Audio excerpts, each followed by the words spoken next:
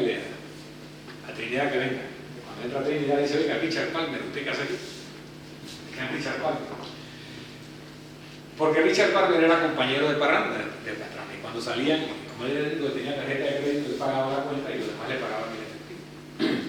¿Usted quedó metido en esto? Dice, bueno, Andrés, tú sabes que a mí siempre me gustaban las mujeres bonitas, y me enamoré de una muchacha. Me invitó a unas reuniones, a un grupo, y me empezaron a preguntar cosas, y resultó que era la guerrilla. Y como yo era gerente del banco ganadero de la región, no sé si Antioquia, ¿no? Yo empecé a decirle quién tenía plata para que lo pudieran secuestrar.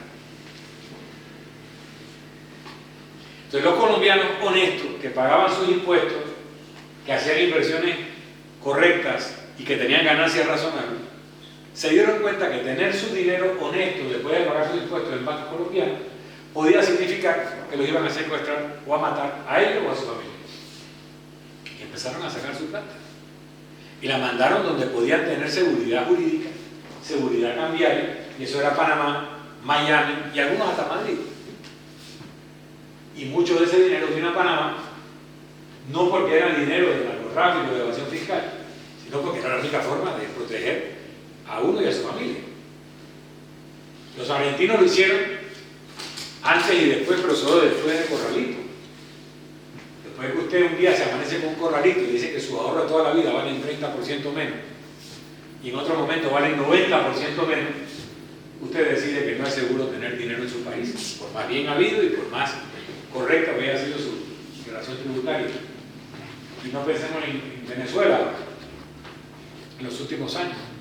Realmente gran parte del crecimiento económico de Panamá tiene que ver con los malos manejos de estos países, particularmente Venezuela. Hemos tenido enorme cantidad de inversionistas venezolanos, colombianos, argentinos, que no solo han depositado su dinero, sino que han invertido en Panamá o se han exiliado en Panamá y han comprado apartamentos y han establecido empresas. Entonces Panamá es un lugar seguro y es un lugar donde la gente, cuando sus propios gobiernos no le pueden dar seguridad, sienten que lo pueden encontrar en Panamá. Pero hemos desarrollado una serie de servicios que nos dan ciertas capacidades. Tenemos el 5º lugar en infraestructura marítima del mundo, el número 11 en aeroportuaria, el número 6 en la parte marina, aérea y telecomunicación móvil, todo esto de acuerdo al World Economic Forum. Lideramos pues en la parte de logística, según Banco Mundial,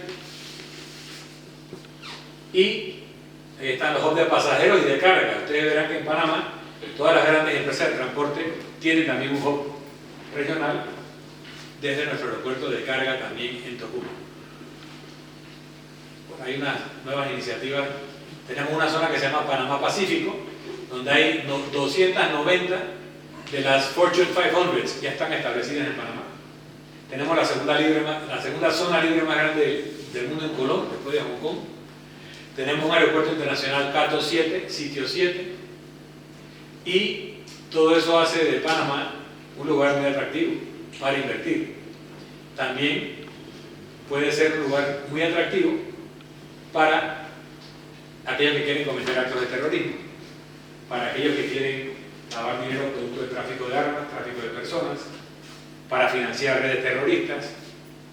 Y por eso Panamá pues tiene acuerdos con básicamente los principales, aquí está el tema de China, con los principales organismos de inteligencia de Occidente básicamente. Tenemos una gran relación por supuesto con Estados Unidos, con Gran Bretaña, con España, con Israel, con Corea del Sur y otros tantos países con los que compartimos una identidad de civilización. Panamá no tiene ejército. Desde el año 2004, mediante su constitución, abolió el ejército. Tiene fuerzas de policía, comunidades especializadas de policía guardafrontera y de un servicio aeronaval que cuida espacios jurisdiccionales marítimos, de río y aéreos. Pero, como dijo el general Torrijos cuando se aprobó el Tratado del Canal, el Tratado de Neutralidad, estamos bajo el paraguas del Pentágono. Eso significa que realmente la seguridad y defensa es una responsabilidad continental.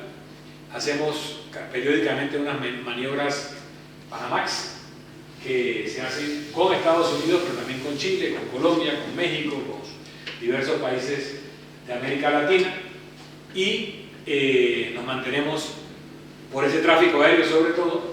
Somos un punto, un forward point de la seguridad de algunos países, donde ya por sistemas de información, como Europa hubo dificultades por una demanda que interpuso un ciudadano europeo que no permitía que Europa nos diera información de ciudadanos europeos antes de que aterrizaran en Panamá. Ya se ha hecho una corrección y hay una nueva legislación que lo va a permitir, pero normalmente sabemos quién viene a Panamá antes de que llegue e informamos a nuestros países amigos antes de que vayan cualquier persona que tenga alguna alerta importante.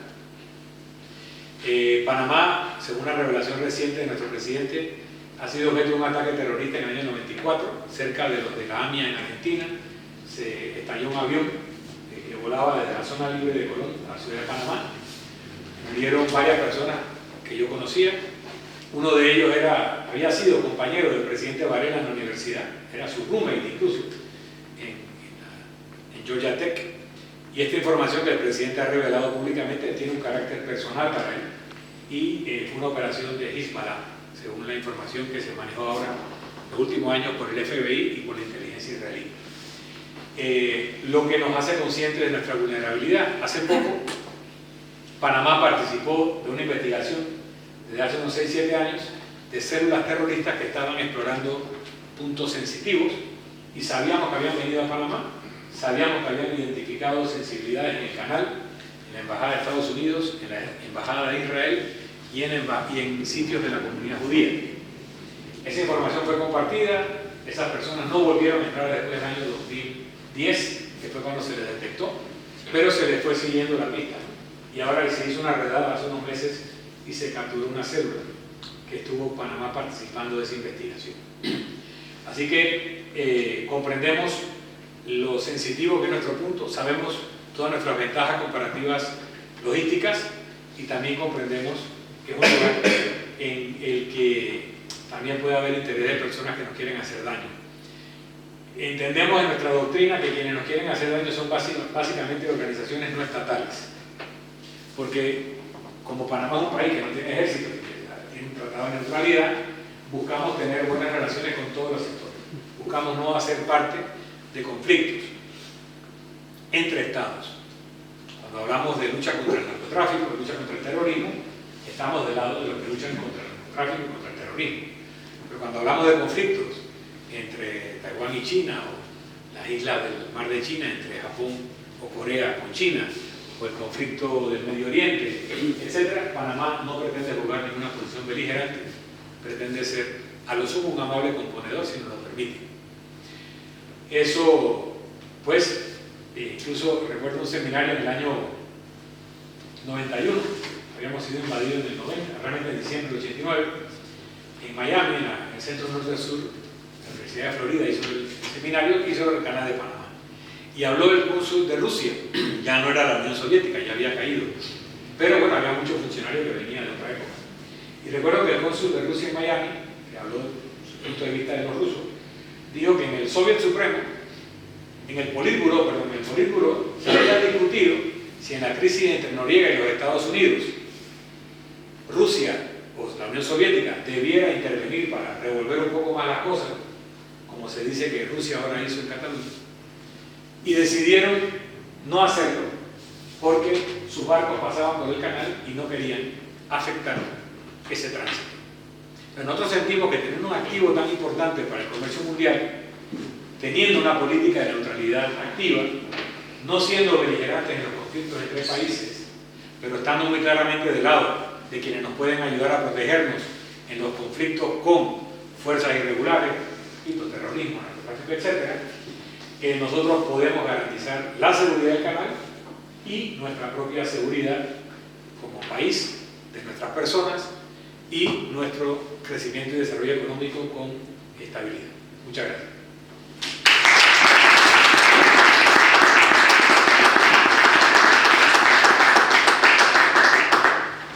No sé si hay alguna pregunta. Yo no le voy a preguntar porque ya está, pero yo creo que aquí se pueden encontrar buenas ideas acerca de un apoyo a Panamá que lo tiene espiritualmente, pero también hace falta materialmente. Materialmente es que propongamos un día irnos a Panamá. Vais a ver lo más bonito del mundo, porque ahora la apertura del canal de Asna es tremendo. Pensando siempre en una cosa, que Carlos I de España y V emperador de Sacro Imperio Romano, el primer proyecto que se hizo fue de Carlos. Gracias. Entonces ya es algo que creo que nos pone en comunicación también con el pasado, pero con el presente, la evolución de aquel tiempo. ¿Y alguna cosa? Muchas gracias. Yo voy a aprovechar y no te debo hablar. Querido embajador, felicitarte por tu magnífica conferencia.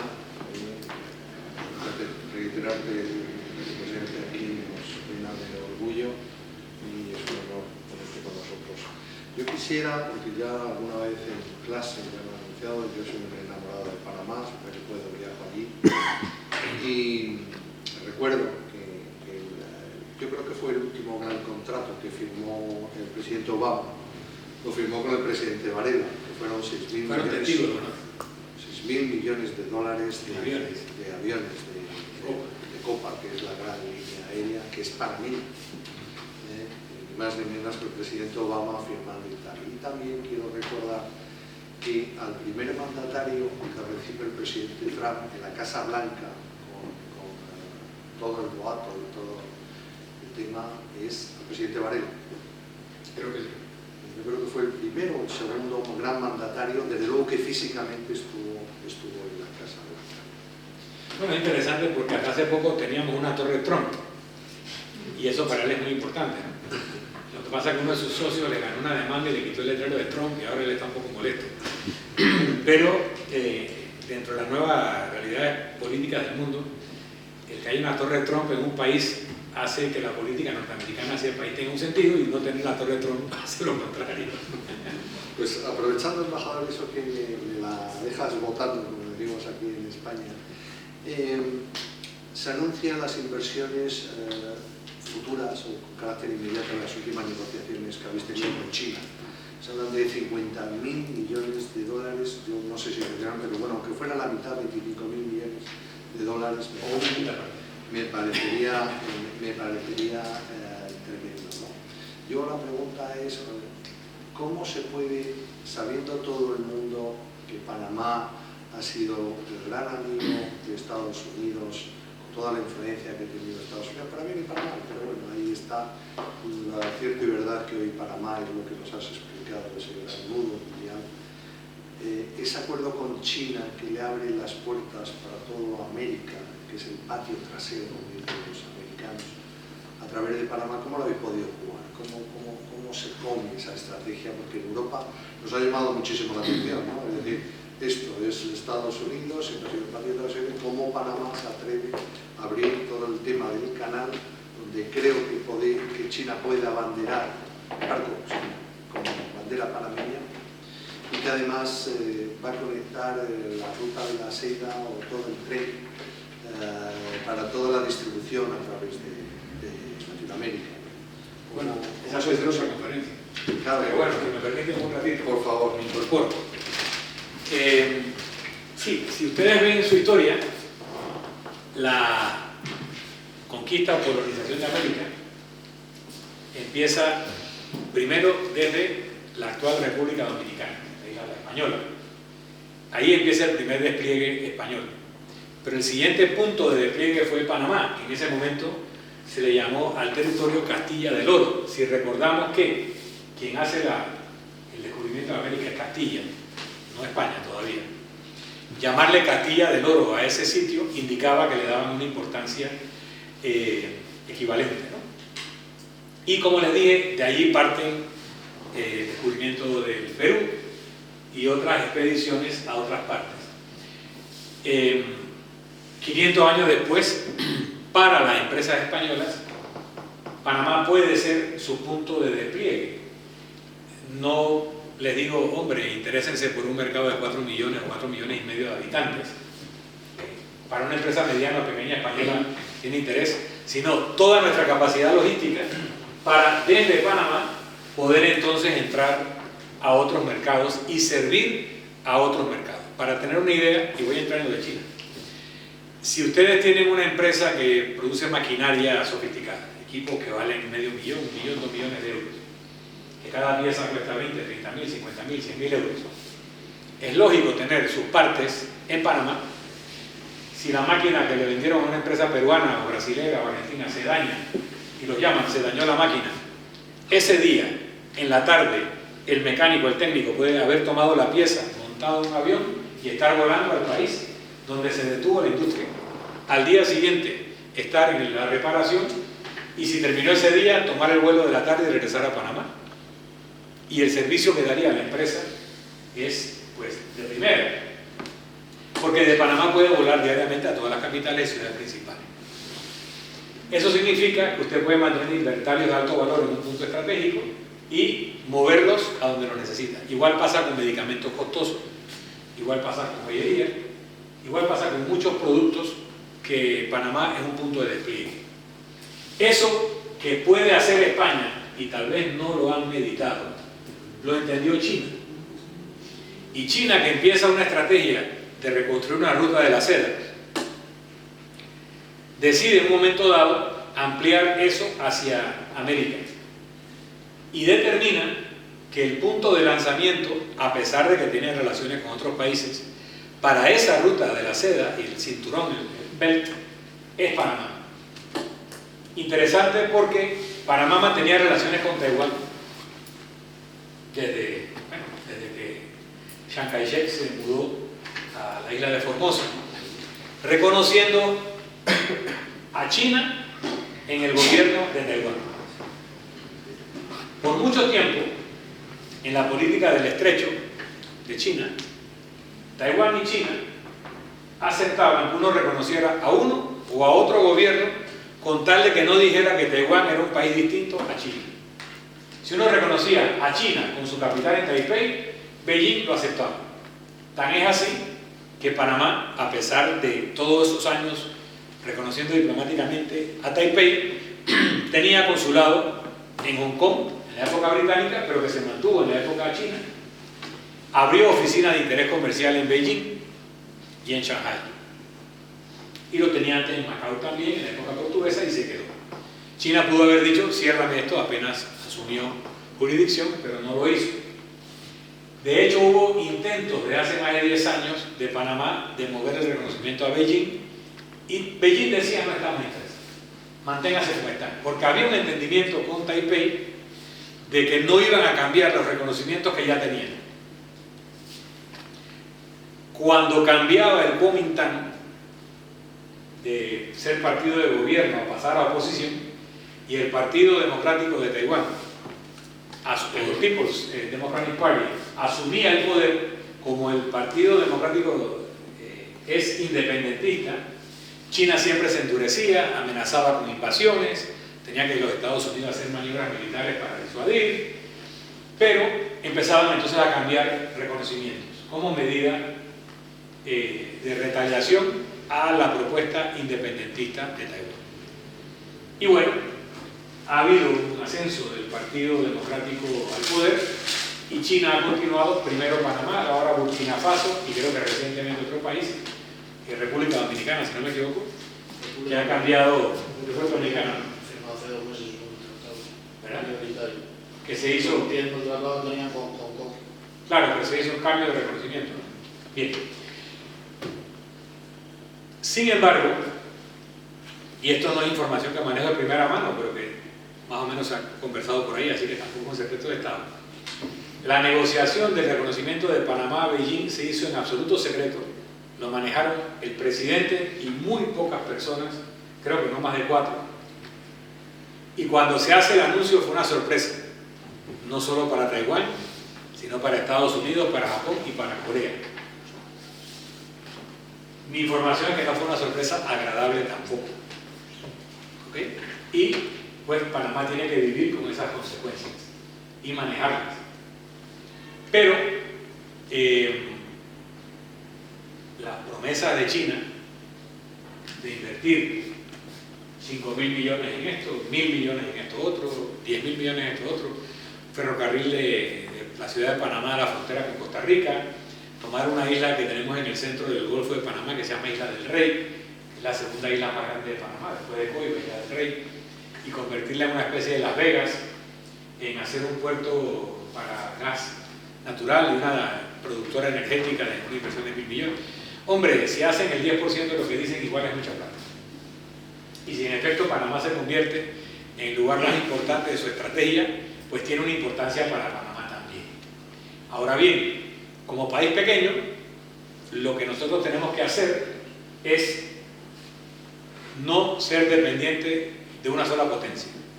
Así que, si repartimos nuestras relaciones con buenas relaciones siempre, con Estados Unidos, con Europa, con Japón, con China, etcétera, pues simplemente eso equilibra y debe permitirle a Panamá ser un punto de encuentro, un punto de ayuda, un punto de amistad y no un punto de conflicto. No siempre lo entienden así los que dirigen la política exterior de las grandes potencias. Así que son temas con los que tendremos que lidiar, estamos conscientes de eso. Siempre están aquellos que plantean la posibilidad de que la inversión china y la presencia china sea abrumadora, sea apabullante, sea asfixiante, y tanto esas advertencias que también hay que prestar atención, cómo será de la naturaleza de esa relación. Nosotros logramos independizarnos de España sin disparar un tiro, independizarnos de Colombia sin disparar un tiro. Realmente hubo un cañonazo de una nave en el Golfo de la Bahía de Panamá que mató un burro, pero ya.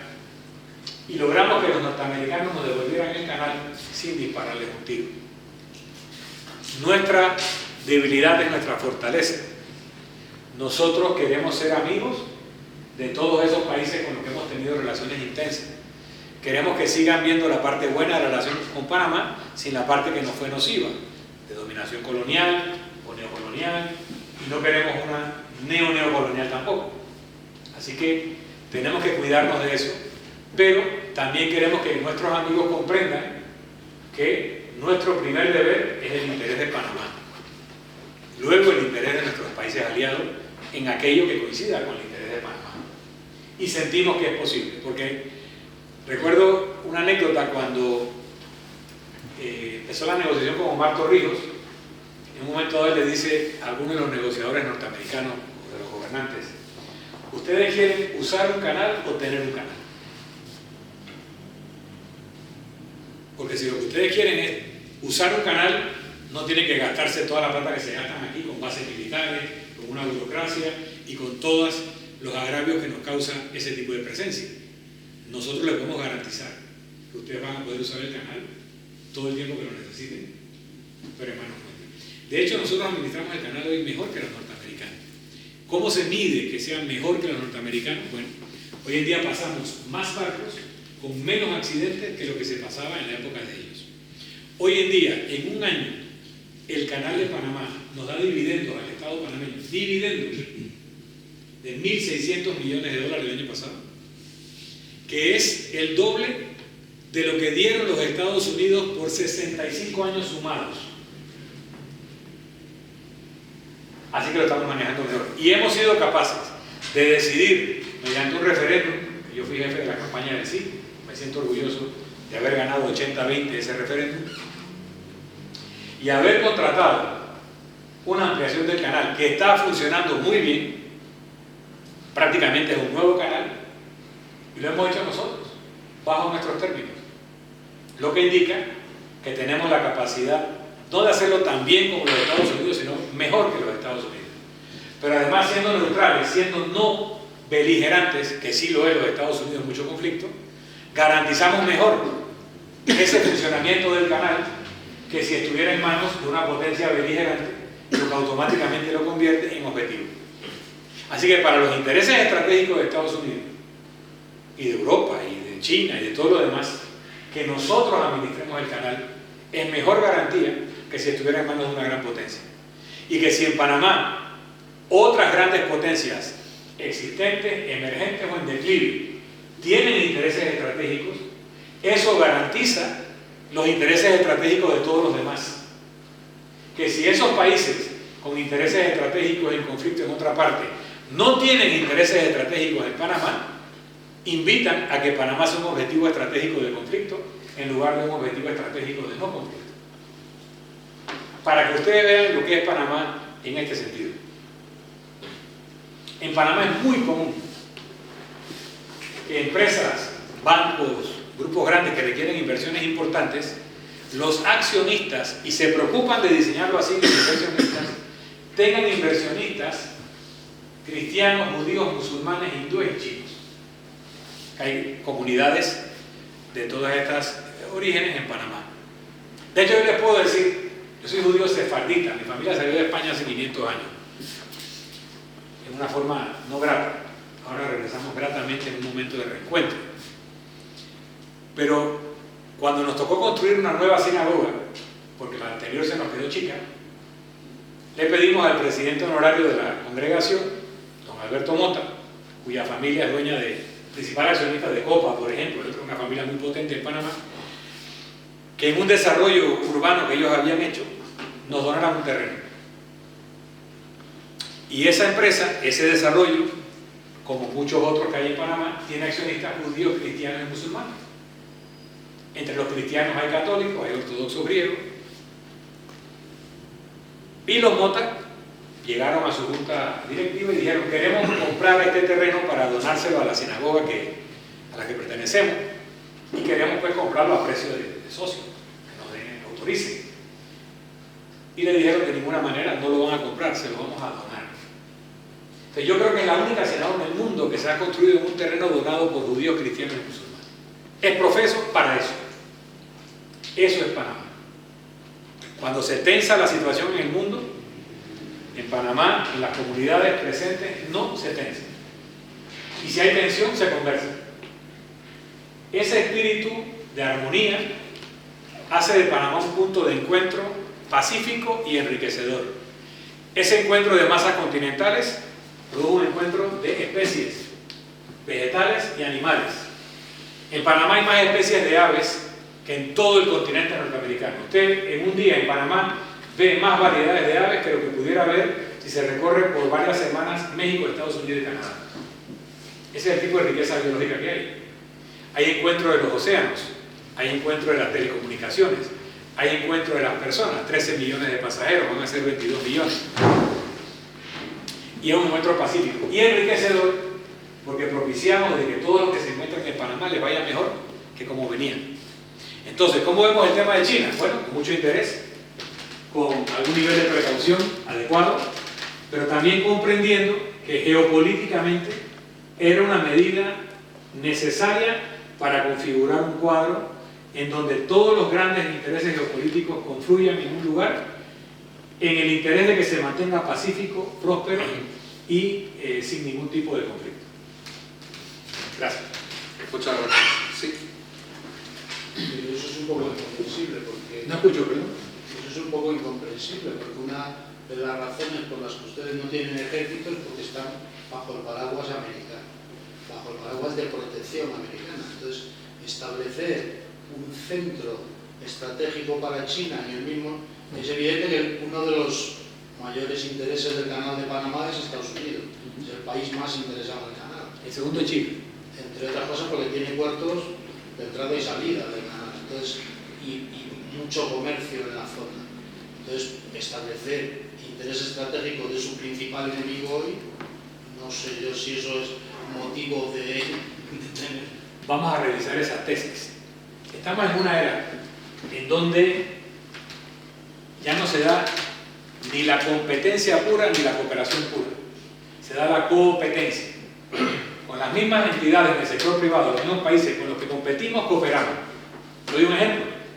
Estados Unidos entra en algún tipo de conflicto con Europa saliéndose del Tratado de París, pero coopera con Francia bombardeando Siria, después de que están en desacuerdo en otros temas. Y yo le estoy asegurando a usted que las negociaciones con Corea del Norte, si China no está detrás de Corea del Norte empujando a que se sienten, no se estarían dando. Porque hay un interés geopolítico de China de resolver ese conflicto, y de Corea del Sur y de Estados Unidos. A donde voy es que no es un conflicto de enemigos puros, a pesar de que en la doctrina militar norteamericana se plantean un conflicto bélico con China como un escenario probable, como lo tendrían con Irán, como otro escenario probable, y con Corea del Norte era el anterior escenario, ¿okay? Esos escenarios se mueven y por la interdependencia, sobre todo por razones económicas, Estados Unidos y China saben que realmente ellos no pueden entrar en un conflicto militar directo. Lo que significa que el que China tenga un interés en no afectar a Panamá porque tiene inversiones estratégicas en el campo de la logística y del comercio, no de fuerzas militares, fortalece la seguridad de un activo estratégico de los Estados Unidos que sí tiene necesidad de mover flotas de su armada de un océano a otro, lo cual China ni siquiera tiene para mover, tiene apenas muy pocas naves de aguas profundas o deep water para estar pensando que va a requerir el canal para moverla. Estados Unidos sí. Así que realmente, aunque haya molestado en el campo diplomático comercial, en el campo geopolítico, la verdad, no genera tanta irritación si entienden que lo que Panamá habría hecho en último caso, aparte de cualquier beneficio de inversión económica y todo, es garantizar más factores con intereses geopolíticos en Panamá por su bienestar y tranquilidad que lo contrario. Así que, les repito, lo que está pasando, por ejemplo, en Medio Oriente, una noticia reciente, que Rusia había autorizado a Israel a bombardear posiciones iraníes, porque le están haciendo a Irán un rollback.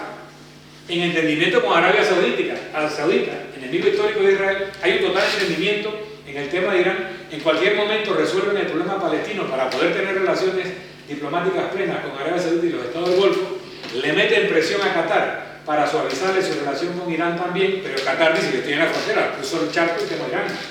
¿Me explico? Todos esos juegos que parecían de blanco y negro no lo son.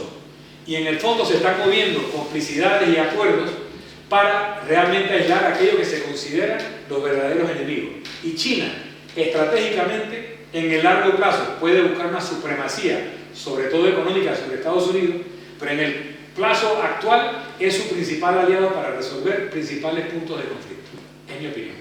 Ustedes saben más que yo de esto. Sí.